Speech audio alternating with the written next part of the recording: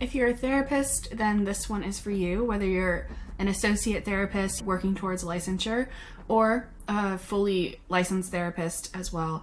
On episode 22, we talked to Jennifer Hama. She is a therapist here in Atlanta as well, and she has some really cool stuff for you all. So the first thing is her new Clinician Expo, and it's a really cool live virtual event designed for clinicians who've left grad school within the last year or so. It's an opportunity to connect with other new clinicians and build a support network. And you'll also get 6 core CEs approved through LPC AGA. There will be 6 speakers on this day, Friday, July 14th. It's from 9:30 to 4:30 p.m. Eastern. And the topics will include setting boundaries as a new therapist, navigating imposter syndrome, specifically for clinicians seeking licensure, how to network as a new therapist, escaping burnout and hustle culture for the 21st century therapist, when are you going to move on, how to help your client get past the 5 stages of grief, and the last topic is untapped populations, counseling men in relationships. You'll also get some bonus content, 5 steps for a smooth road to licensure, practice management, building and networking relationships early on, how to detect and manage burnout and compassion fatigue, and you'll earn an additional 5% discount by joining the free membership in Therapist to Therapist. And secondly, Jennifer has a really great CE for any therapist called Ethics and Competencies for Counseling People with Chronic Illness and Pain. This is approved by the LPC-AGA for 6 ethics hours. I'll put the link to sign up for either of these in the show notes. Now for today's episode, I really want to talk about the concept of pacing and how I personally understand it and how I use it in my daily life and how I try to help clients embrace it as well. Pacing is really hard to kind of get behind because it requires you to slow down. And as a therapist, what I know for a fact is that when you start to slow down, feelings of grief, anger, sadness, frustration, all of these feelings that we tend to really not want to feel, we call these feelings exiles from an internal family systems perspective. These feelings are stuff that moving fast and moving quickly helps us suppress. So when we move fast, trying to get everything done at once and, all or nothing thinking and these kind of more anxious, kind of uptight, kind of gotta get this done, gotta get it done the right way. All of that is in an effort to avoid the feelings that are incredibly hard for you to feel. And the reason why these feelings are so hard for you to feel can be there's multiple reasons why this might be the case. One of which is society at large just does not condone feeling negative feelings. And then the other reason could be, how you were raised. When you did feel those feelings, were you quickly shut down? Were you quickly distracted? Or were you... did your parents become highly anxious when you did have these feelings and then you kind of reversed roles and maybe took on the caregiver role in that instance? So there's a ton of reasons, and this is where therapy is really helpful because it lets you gain some insight into some of that. But regardless, usually when you have a chronic illness, moving really quickly is something that then leads to us crashing. So we crash and burn, and then we kind of blame ourselves for just not being good enough, not being capable enough. These are the things that it's shame speaking. When really, if we kind of just take a step back and look at the feelings we don't want to feel, the things that we wish could get done within a given day, and then how we try to kind of overcompensate or pretend that our energy is more than it is. So then we get into this really, really stuck rut where we move really fast. We go, go, go, go, go. We know we're tired, but we know that if we just push through, then we're going to be able to crash on the couch and zonk out for the rest of the night. And so when this is the case, it becomes a habit that your body becomes really fearful of pausing and taking rests, because all it knows is that when you do finally rest, it's a time to crash and not get anything else done for the rest of the day. So it reinforces this need to push through your body sensations, to push through what your fatigue level is saying, to push through your hunger, to push through your need to go to the bathroom. to push through your pain levels. We're just constantly pushing our body sensations down in an effort to get things done. And it really does exacerbate our pain later on, but it becomes all we know. Like it would be really, I wouldn't be surprised if you were listening to this saying, yeah, but like what other option is there? If I rest, I'm just going to never get back up again. But think about it. That's really not true. Like at some point you will get up again. And I know that it is a common pattern and a common habit at this point in time for you to, once you sit down, again, you're not going to get up for the rest of the evening. It's kind of like intuitive eating in that sense. When you first start intuitive eating, you usually find yourself binge eating because you've been restrictive for years and years and years, and now you finally have the freedom to eat and you binge. And it's really hard to kind of stick with it and continue down this path because it feels like you're just going to keep binge eating forever. But when you really follow the protocols of intuitive eating and learn to become mindful about what's happening in your body, you do start to get these sensations that really tell you when you're hungry and when you're not hungry. And you have a lot more choice around the matter when you bring a heightened level of awareness to it. And the same thing is true with fatiguing ourselves with overcompensating or overdoing it. Everybody's level of fatigue and physical abilities to get things done is different. So as you're listening to this, I'm not just talking about one specific kind of person or one specific example. You can take this information and reflect on your own situation and figure out what parts of what I'm saying are right for you or wrong for you. So when you're going throughout your day, it's important to think about all of the things that you have to get done versus all of the things that you want to get done. And this is, again, another difficulty that we experience when we have limited energy. We're constantly having to make decisions about where we're going to put that energy. I promise as you keep doing this, it does get easier. It doesn't take so much mental energy to figure this out because you have a lot more experience with it. Of course, life can then throw you a curveball and it can feel like you're having to refigure things out all over again, and it will feel hard again. And then if you stick through the process like you're doing now, it will get easier again. So when you wake up in the morning thinking about all that you have to get done, all that you want to get done, and then being really realistic about how much energy your body actually has. If you look at that to-do list, whether it's mental list or physical, if you look at that to-do list and you really ask yourself, like, do I have it in me to go to work and cook dinner and clean the kitchen after and give the kids a bath and also go grocery shopping right after work before dinner? Do I have the energy for all of those things? I don't know about you, but more often than not, the answer for me is no. So a lot of times I go grocery shopping on different days than when I'm actually cooking. I don't cook every day. We do a lot of batch cooking in my house because that's just how dinner is going to get served. Otherwise, we are going to eat fast food or crackers. So that's how we do it here. I know that grocery shopping really wears me out physically. So again, I don't cook on those days. If I am cooking on a day that I also went grocery shopping, it is strictly because, one, I enjoy cooking and I know that I have nothing else to do that day. So I'm deciding to use my energy in that way. If you have no idea how to know how much energy you're going to have, all that means is that you're at the beginning of this process and it's going to take some trial and error. So it's going to require you to sometimes overdo it, not intentionally, but you're trying to do 2 things in a day and you're not quite sure if you have the energy for it or not, but you try and you see. And if you overdid it, you make sure that you have a buffer in place, like maybe there's no plans on your calendar the next day, or if seeing friends is something that really uplifts you, if you're an extrovert and that is something that's really helpful for you, maybe you engage in that activity. There are different ways to recuperate. It's not all, in fact, I would argue that this idea of like just laying in bed and closing your eyes and resting in that way, and that's your idea of rest, that's not really going to be really helpful to you. Instead, we want to think about all the different types of rests that there are. And I've got 7 for you here. So the first is physical rest, right?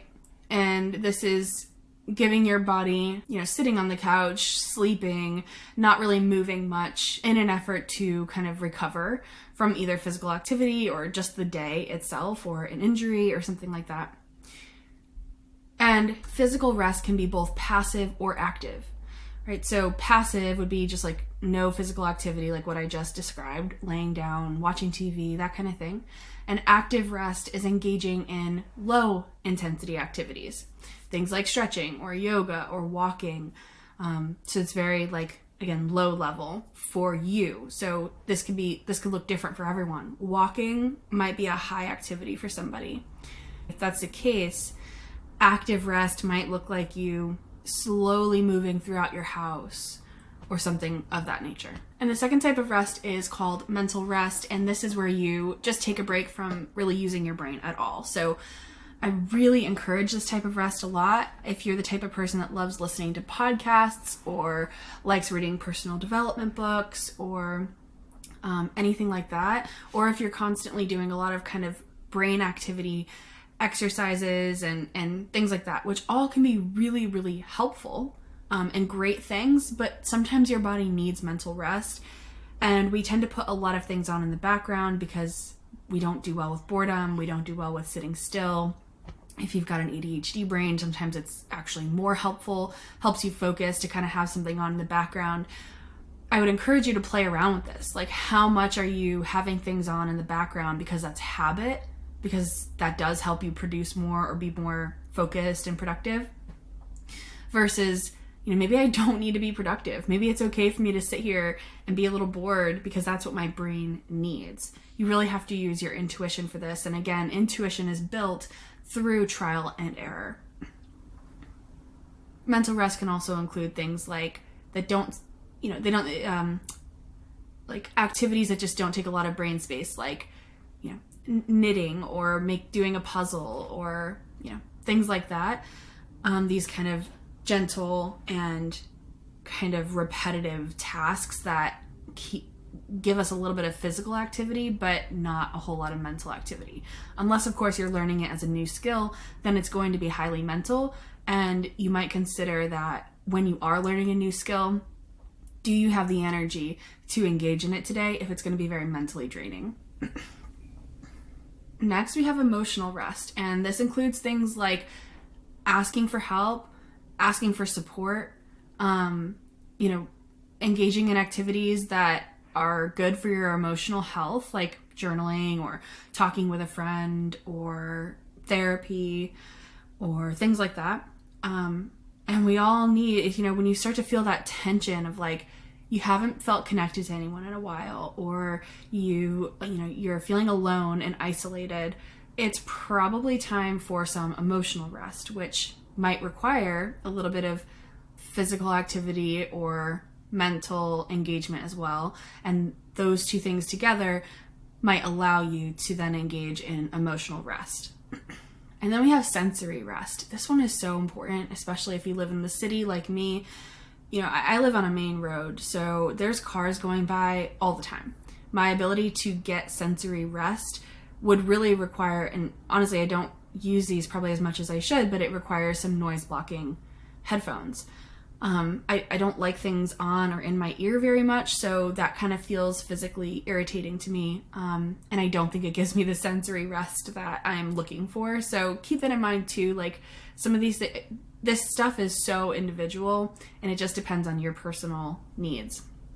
Other things I do to alleviate and give myself as much sensory rest as possible is I almost never use fluorescent lights, only when I'm kind of like trying to clean something and I really need to see well. But almost always we use very warm, glowy lights in our house, or candles whenever possible. The other way that I really escape my senses in a really good and healthy way is sometimes for just 10 minutes, I'll close my eyes. And this, I talked about pacing earlier. Closing your eyes is one of those things that if you close your eyes, it's like I'm going to sleep. Like, I don't have the capacity to close my eyes unless I want to go lay down for 2 hours. This I really had to train myself to do. And admittedly, I didn't use any willpower around this. It was actually born out of absolute necessity. When I was feeding my daughter and there was nothing else I could do, some people can like scroll on their phones and watch TV when they're feeding their infants, but for some reason, that was always just very overstimulating for me. And so there was nothing else I could do, so I would just kind of put my head back and close my eyes and kind of wait for her to be done feeding. And I realized by doing that I actually was able to close my eyes for 5-10 minutes and then open them again and be able to kind of like get up and go, and that it actually gave me this sense of rest. So yeah, now sometimes in between therapy clients or when I'm putting my daughter down for a nap, those are some times that I have naturally built into my day where I can just close my eyes. So any way that you can get some sensory rest, I think is really important. Even if you do live out in the country and you don't have all of this kind of city light and noise, I still think, we live in 4 walls with lights on all the time and usually have music on or TV on or podcasts on. And, it's just really good to get a break from some of that. And you'd be surprised at how it can actually help increase your energy. The next type of rest would be social rest. And this is, sometimes social rest is about saying no to social activities because that's genuinely what's going to make you feel well. I would say that if you're feeling like saying no is what's good for you, it's probably because you're in desperate need of physical, mental, or sensory rest as well. And you're needing to rejuvenate in a different way. And so social rest can also mean actually spending time with friends and getting rejuvenated from being around the people that you love. But everybody, whether you're kind of introverted or extroverted, it's really good for all of us to have alone time and time with loved ones. So the next type of rest would be creative rest. And this is, if you are a really creative person, sometimes it's hard to kind of engage in creative endeavors without then feeling like you need to monetize it in some way. But when you do that, when you feel the need to kind of constantly make money from your hobbies, well, it's not really helping you rest in that moment because now you're thinking a lot about money and productivity and things like that. So creative rest would look like engaging in your creative hobbies, and it's truly just a place where you can go and get lost and not think about all of the other pieces that go along with trying to produce something. So anything creative you can do that takes you away from work or making money is going to be a really good way to get in some of that creative rest. And then lastly is spiritual rest. And spirituality doesn't mean religion. It means, anything that you do that helps you engage with a sense of self, a sense of purpose, meaning, or a higher power. It can be things like prayer or meditation or attending spiritual services or being out in nature. Things like this is important. So when you are considering this concept of pacing and taking rest throughout your day in between activities, physical and mental activities, these are 7 different types of rest that you can engage in that still allow you to kind of feel this meaning and purpose and connection to yourself. Doing whatever you need to do to get rest into your body from one or more of these 7 different types of ways is going to help you feel better, be better for yourself and for your family. It's going to help you gain clarity on what's important to you and what's not important to you. It truly allows you to do the hard things like go to the gym. And that might even be too hard. I know that was for a long time for me. And even now, like sometimes I still decide, okay, I'm not going to go. I go 1 to maybe 2 times a week. And again, that's a huge step for me. Took a long time to get there. And it might not always remain there either. Keep that in mind. Like our goals should never be about this kind of outcome driven, like, oh, I gotta be the kind of person that goes to the gym 4 times a week. No, it's more like, okay, well, I know that my joints physically do better when I'm strength training. So how do I just feel better? Like, how do I become the type of person that values my health? And that looks different for everyone. So if your goals are to go to the gym, come home, make a meal, go to work, these things all take a lot of mental and physical energy from us. And so we need to add rest in to our day and to our week, to our month. This can look like days off where you don't do anything, mental and physical rest. Taking vacations where you really, really turn the camera off, where you really turn your phone off and you really just kind of connect with yourself and get away from work and get away from all of the things that tend to drain you on a daily basis. If a vacation is filled with planning and needing to do it the right way and have the best experience ever, personally, I think the reason that we might have that kind of mindset around vacations is because we don't take enough vacations. If you take vacations enough throughout the year, they don't have to all be this amazing experience. It can just be a weekend trip to the mountains. It can just be chilling on the beach for a night, not doing anything fun or fancy, and just resting. We don't really value rest and vacations in this country. So my hope is that this episode gives you just a few ideas on how to add one of these 7 types of rest into your day-to-day so that you really can get the things done that you want to get done. Our illnesses will still have limitations. You're not going to be able to just write a list and say, okay, the goal is to get all of this done. But through trial and error, through putting one foot in front of the other and to keep on going, you're going to figure this out. You really are. Especially if you're asking for help and you're getting support around this, there's no way you can fail.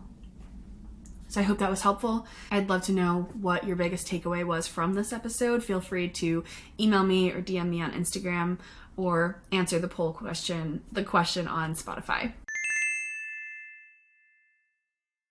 If you learned something new today, consider writing it down in your phone notes or journal and make that new neural pathway light up. Better yet, I'd love to hear from you. Send me a DM on Instagram, email me, or leave a voice memo for us to play on the next show. The way you summarize your takeaways can be the perfect little soundbite that someone else might need in order to better absorb the same lesson. Lastly, leaving a review really helps others find this podcast, so please do so if you found this episode helpful.